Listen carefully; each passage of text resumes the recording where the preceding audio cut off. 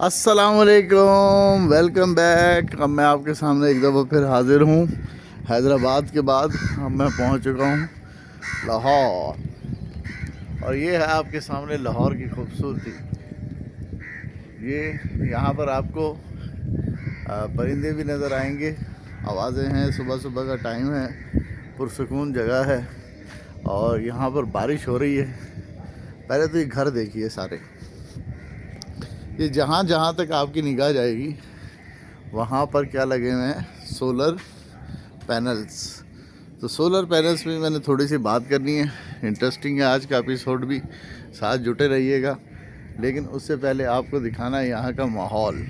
सुबह सुबह का टाइम है, लाहौर लाहौर है, हैदराबाद हैदराबाद है। किसी भी शहर का कंपैरिजन मैं ऐसे नहीं करता कि एक शहर बहुत अच्छा है और दूसरे शहर में कुछ भी नहीं है। तो पहले ये आवाज़ें सुनिए, ये क्या है, सामने कौवे बैठे हैं और सामने लगा हुआ है एक टावर और ये लगे हुए हैं सोलर। तो बड़ी मुख्तसर सी वीडियो होगी। मैंने आपको बताया था कि हैदराबाद में लोग सोलर लगवा रहे हैं, लेकिन मसला ये है कि सोलर लगवाने वाले जो हैं वो थोड़े अनाड़ी हैं। अब ये जो स्ट्रक्चर है आपके सामने, इसका एंगल आप देखें, ये तकरीबन 15 का एंगल है और ये फिक्स है। और एक स्ट्रक्चर आपके सामने ये लगा हुआ है। अब बारिश हो रही है, बारिश होने के साथ क्या फ़ायदा हुआ कि ये देखें कि इसके ऊपर जितनी भी मिट्टी थी वो मिट्टी हो गई है ख़त्म।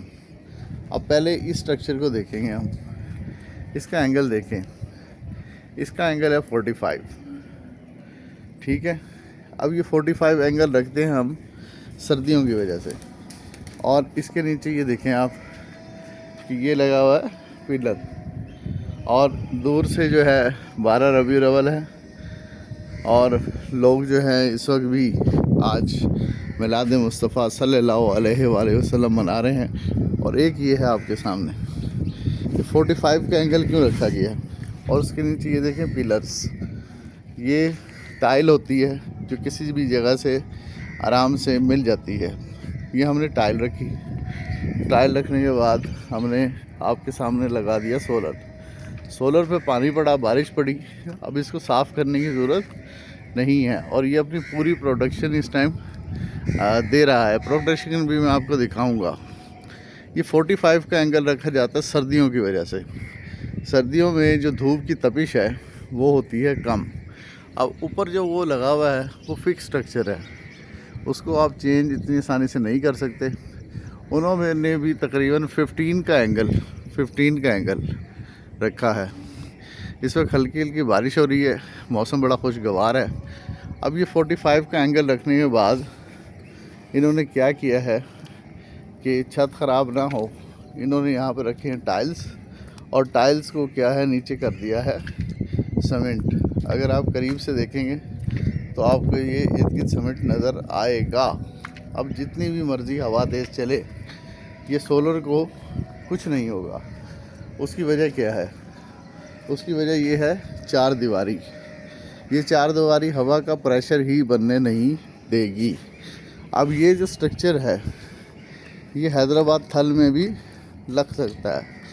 लग कैसे सकता है कि आप इस तरह की जो टाइल्स हैं वो मट्टी थोड़ी सी रेत खोदें, रेत के अंदर जो है आप ये पिलर्स लगा दें और उसके बाद उस पर क्या डाल दें, रेत डाल दें। तो चोर अगर आएगा भी सही तो चोर को ये सारा कुछ खोलने के लिए तकरीबन सारी रात चाहिए और शोर शराबा। और अगर वो शोर शराबा करता है तो क्या होगा कि कोई ना कोई साथ जो बंदा होगा उसकी आँख खुल जाएगी और उन्हें पता चल जाएगा।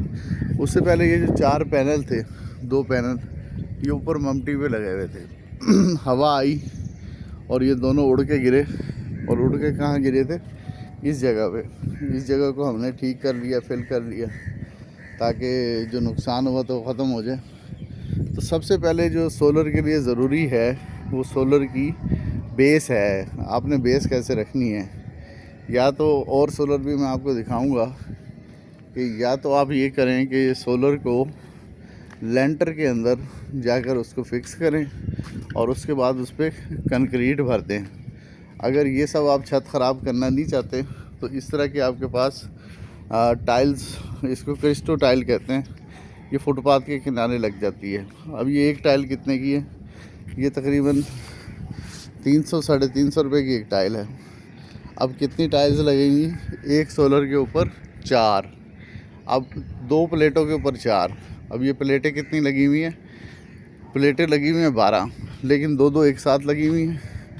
तो ये टोटल आपकी कितनी टाइल्स बन जाएंगी? 6 ज़रब 4 24 टाइल। और इसके बाद आपका सोलर स्ट्रक्चर क्या है?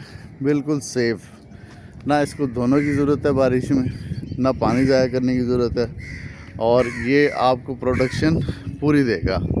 अब यहाँ से अगर आपने देख लिया है तो मैं आगे चलूँगा और आगे आपको दिखाऊँगा कि इसकी प्रोडक्शन कैसे हो रही है।